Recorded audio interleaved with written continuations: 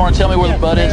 Oh, it's a lot of wax. Would you like to talk about anything we found in there? Now there's an explanation for everything that's in there. As law enforcement officers, we sometimes face the bitter reality of having to put handcuffs on our own peers. That image is already terrible, especially when it involves narcotics. But it becomes a much worse nightmare when the suspect is the sheriff of a neighboring county. And today's incident is exactly one of those cases. 790.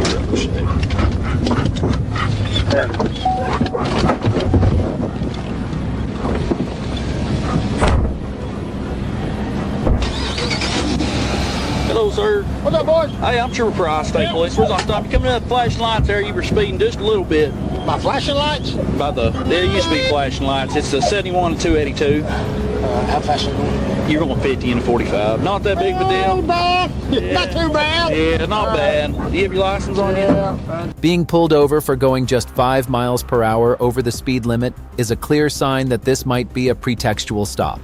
According to the U.S. Supreme Court ruling in Warren versus United States, law enforcement has the full right to stop a vehicle for a minor traffic violation, even if their true motive is to investigate another suspected crime. Although often debated, the law sides with the police here. When you see someone stopped for just 5 miles per hour over, there is usually a deeper purpose behind it. You got your registration and insurance. Is this your car? Well, it's the counties. The counties? Yeah. What, do you work for a county department? Yeah, Johnson County Sheriff's Office. Oh, okay. Glasses. How long you been with them? I've got my gun on my side too, okay? Okay. Yeah, service rep. I've been the sheriff for the last 4 years. Oh, okay. All right, guys, you're gonna have to bear with me. Pay attention to this detail. The driver identifies himself as the sheriff, meaning he's been the top law enforcement official in his jurisdiction for the past 4 years. The situation becomes highly sensitive when a regular state trooper pulls over a high-ranking official. Because state troopers have statewide jurisdiction, this officer will very likely have to work with the sheriff's department in the future. Therefore, handling these types of encounters requires a great deal of tact. What are you doing up here in Crawford County? Well, I went to visit a CI. Visit who? A CI just north of town. Delivered some bags of goodies up there. What did you deliver to him? Well, his wife. Let me pop the truck and I'll show you. Hang on. There's some goods at the co-op deal we did. Yeah. Where it's giving out to needy families and stuff like that. I'll show you what they are. Hey, if you don't... They're a good deal. Hey, since you're hopping out, just throw your service weapon over the passenger seat and come back here. There you go. So you said you met a CI? Yeah. What, like a... Confidential informant. Yeah, but I mean, that's what were you taking him? These right here, brother. These are things that we put together. Little care packages for homeless, or not, well, people in need. Oh, really? Things like that, yeah. So why is your CI in Crawford County? Well, got them in Crawford County. I've got CIs, and I got one in Sebastian County. Got Franklin, Hope, Johnson. They just drive to Johnson to work, or what? No. Just people that we get information from. Oh, okay. People known a long time that It's kind of weird. they get information. Well, it's kind of different. I've worked narcotics a lot, you know. But Yeah. I hear of people having CI and stuff, but I've never heard of them like a sheriff or a sheriff's department outside the county that works outside of Johnson County. You know what I mean? Yeah. Notice how the trooper reacts upon learning the suspect is armed. Instead of securing the weapon himself, he tells the sheriff to toss it onto the passenger seat. This is a rather risky decision, as asking a suspect to draw their own weapon can lead to unpredictable, dangerous situations. Another issue is the story about the confidential informant. Movies often mislead the public into thinking police can just turn anyone into an informant on a whim. In reality, managing a network of informants is an extremely rigorous process. It requires officers to undergo formal training, and every police department must adhere to incredibly strict protocols and accreditation standards regarding this matter. You do it as sheriff? Of course. Hands on. Hands on, brother. That's the only way to go. Yeah. Hard charging. Yeah. You bet. That's awesome. Absolutely. So you just up here fixing to head back to Johnson I'm County? gonna pull in here, buy a knife, and then head back home. Yep. Yeah. Got a parade at 5 and head back. Yeah. Okay.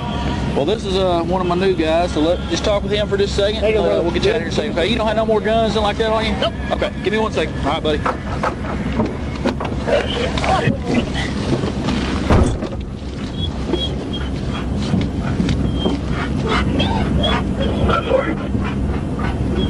It's highly suspicious that he constantly wants to get back into his car, especially after the trooper explicitly told him to stay put. Combined with the minor speeding violation and the nonsensical story about the informant, my intuition is flashing red. Why is he so desperate to return to the vehicle? There is definitely something shady going on here.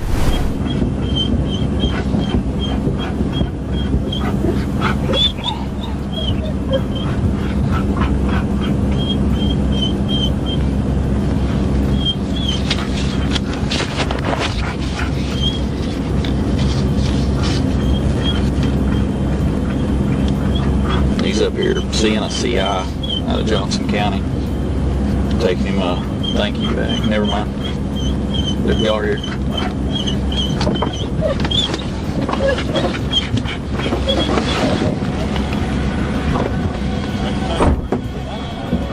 Fine if you do. The FBI? Okay. Okay. You have any other weapons on you at all? Nope. In the car. No backup weapon anywhere? Nope. Did you hear that? The arrival of the FBI explains everything. The real reason the sheriff wanted to get back into his car was to grab his phone. Law enforcement had to intercept any attempt he made to text or communicate because it's clear the Federal Bureau of Investigation is targeting him in a major operation. This also sheds light on the initial reason for the traffic stop.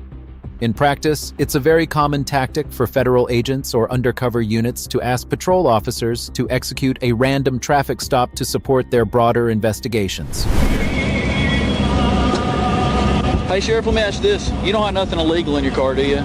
Nothing you're not supposed to have? No drugs? There could be drugs in there. There is Most drugs? definitely. Yep. What kind of drugs? There's some. My CI just gave me some things. What's just in things? passing. There's some little. I don't know what things are. There's some butter and.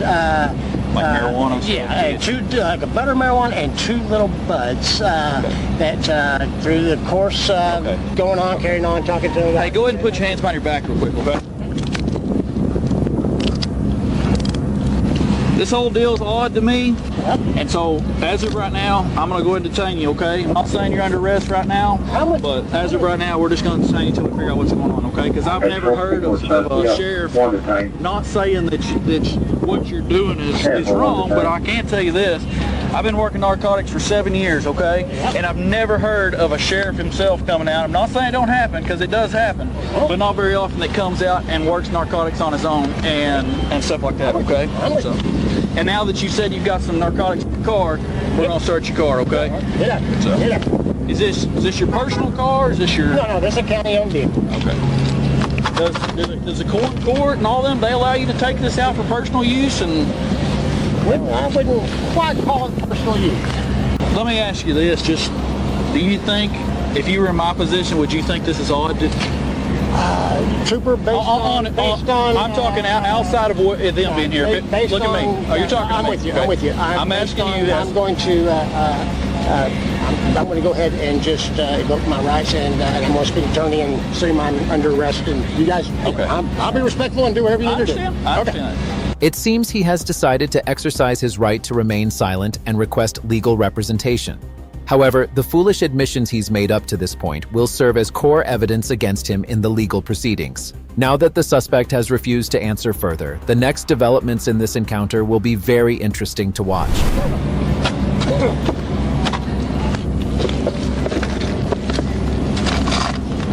Hey, let's get gloves. I don't think I got rubber gloves.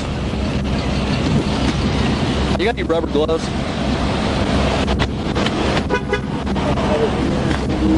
Let's see how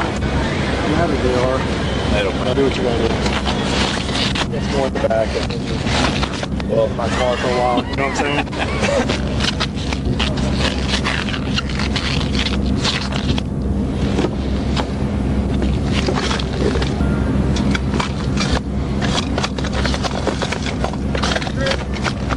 Look at that left door right there.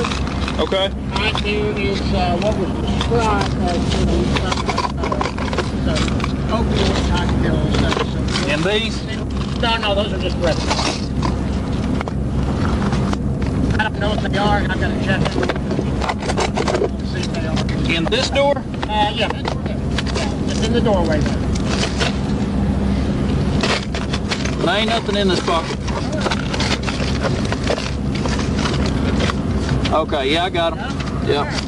Letting a suspect watch you search their vehicle is a major misstep. The golden rule here is to always conceal your investigative techniques and findings. The most professional choice is to have the suspect face the patrol car's dash cam, completely turning their back to the area being searched. Hey, since you told me where those are, you want to just tell me where the bud is? Huh? Since you told me where those are, you want to tell me where the bud is? They're in the trunk. Okay. Put them in a, they're in a plastic bag. Okay. A trash bag. Okay.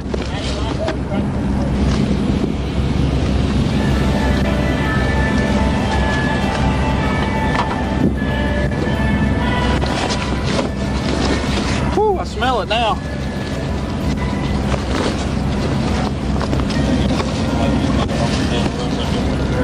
Whew. Damn it, son.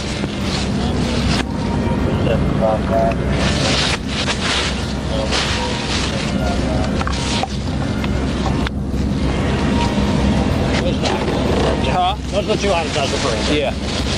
That's a lot of wax. There's butter.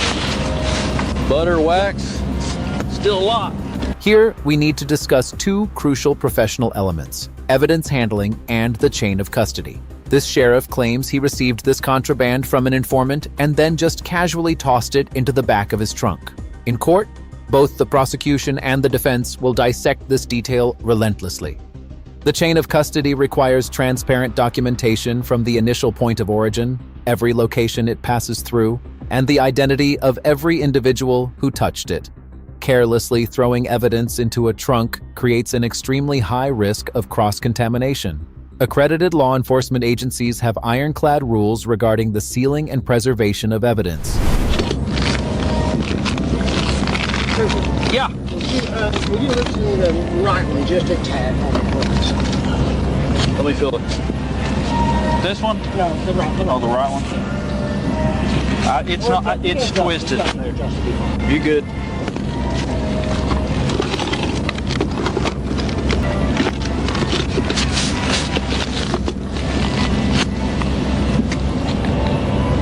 Horse of Get 18. 32, 10, Horse of H 29, 1050. For 1050. 14, 10, You carry a lot of Narcan, don't you?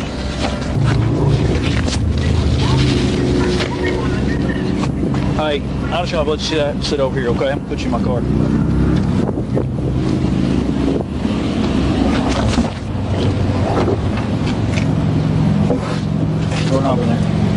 You know, if the right to remain silent, anything taken, we need to get you in the court of law. You're the right attorney present for any question. You can't afford one to be appointed, no additional charge. You understand all that? I do, sir. Okay. Let me ask this. Would you like to talk about anything we found in there so far? No, I told you everything that was in there. Well, I'm asking, do you want to talk about any of that?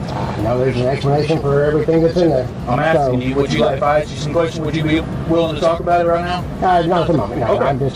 Thank you. Yep.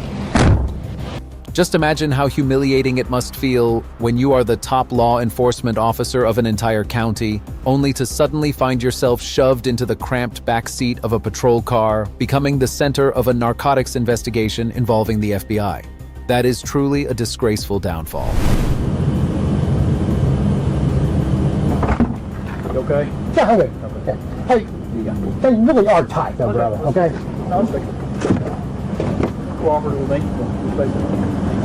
I found your wallet. Is there anything else in there that you want to take with you?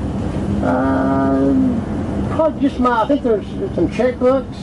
That was in your wallet. Okay, there's 2 more checkbooks. Three bills in there. Get those, please. First security. And Yeah, they believe I do drugs, so is that why? Thank you. Yeah, Yeah, much better. Thank you. Let me grab it. so they're ready to go. My Copenhagen. I'll get you. Thanks. Hey, is this the Yeah, checkbooks? there's one more of those green ones. There should be one more of those green ones. Go see if you can find one more. There should be in the same location those were. It was in the passenger seat. They're in the glove box. Glove box. Glove box. Based on news reports, the main figure in this arrest is former Johnson County Sheriff James Stevens. Ultimately, he accepted a plea deal for felony possession of a controlled substance. The bust took place on December 22nd as part of an FBI operation. His sentence was 6 years of probation, a $10,000 fine, and court fees around $590. According to records, police confiscated a small amount of marijuana and 9 ounces of marijuana wax in his official vehicle. Although he could have faced additional weapons charges for carrying his duty gun at the time, the plea agreement allowed him to avoid jail time. It is deeply saddening to see people entrusted with public faith slide down this path. Incidents like this occur more often than we'd like, and they truly shatter the trust of young people, those who once looked up to them as role models. Hopefully, he will learn his lesson and rebuild his life. A massive shout out to the Arkansas State Police for their excellent coordination with the FBI to apprehend this suspect. If you found this video helpful, don't forget to hit the like button, subscribe to the channel, and click on the video on your screen for more similar content.